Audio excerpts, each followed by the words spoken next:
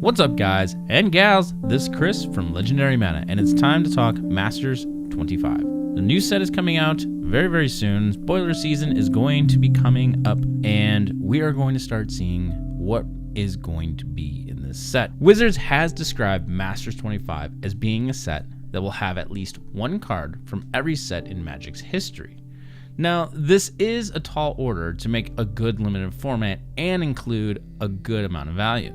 On the opposite side of the fence, this could be a set that surpasses Masters' value and really shake up the secondary market. Alluded to by Rudy at Alpha Investments, Masters 25 could be the real iconic Masters. In this series of videos, we will cover, well, the semi-annual, twice annually Modern Legacy Commander reprint set. The following cards should be in Masters 25. Now, keep in mind, this selection of cards is our opinion. We have chosen 3 of each common, uncommon, rare, and 2 planeswalkers that we believe should be in Masters 25.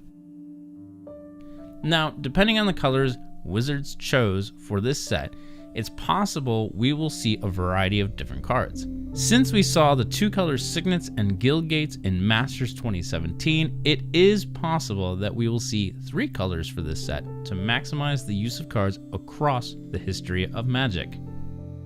Now, it wouldn't be a top list without having honorable mentions.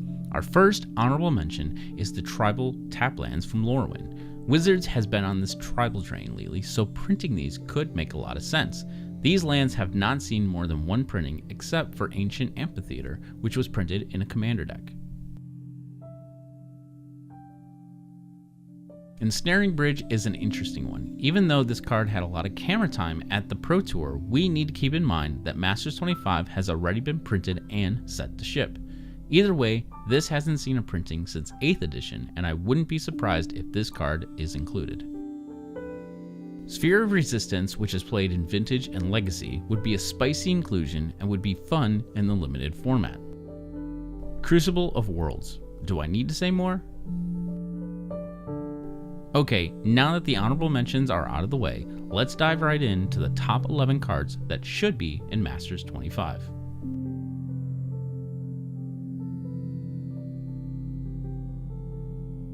The first common we chose is Sleight of Hand. A $4 non-foil and a $60 to $100 foil, this card needs to be reprinted to add some value in the common slot. It should get new art, but this would be a great inclusion overall.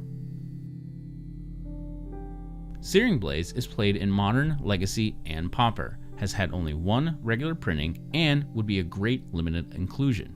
Since it's unlikely we will see landfall for some time, and putting this in standard may not be the greatest idea, a master set might be the best place to include this card.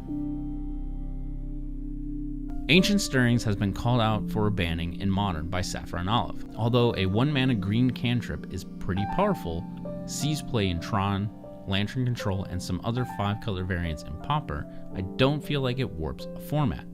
If this would be printed at all, Masters 25 is a great place to put it. Next up, uncommons, and it was very difficult to decide what should be printed in Masters 25 because there are so many that deserve a reprint. But we had to make a decision, so here are 3 uncommons we think should be in Masters 25. Unified Will recently started finding its way into Nightfall and Counters Company's decks. Although a slightly narrow counterspell, Wizards has been on the aggro mindset. So if that remains true with Masters 25, then the time is now, if ever, to print this card. Shattering Spree needs a reprint. One of my favorite Affinity and Lantern Control hate cards coming out of any red sideboard, well, mostly, is a prime target that should be in Masters 25. At $14 and 1 printing ever, it's time.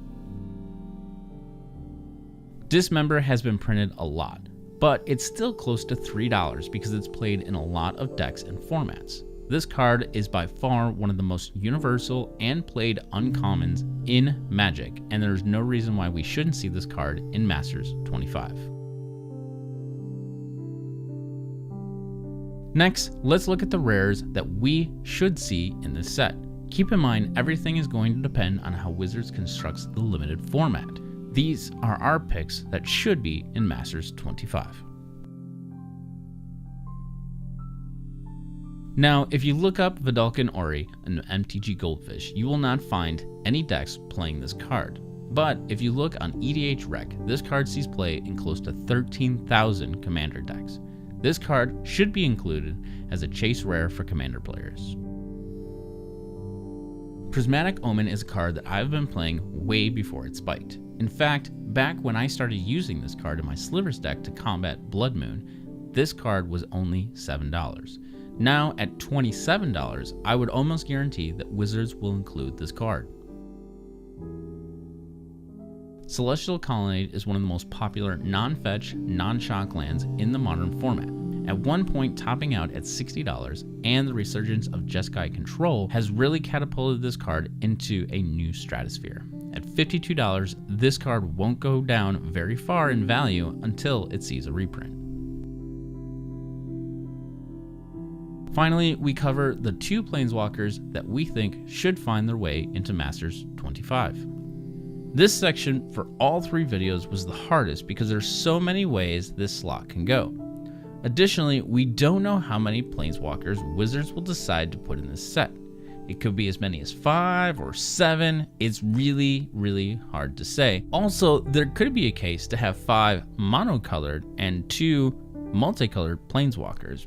But again, until we know more about the direction that Wizards has taken, predictions are solely based on demand and nostalgia. Or at least for me anyways. Koth of the Hammer sees play in red prison decks, both in Modern and Legacy.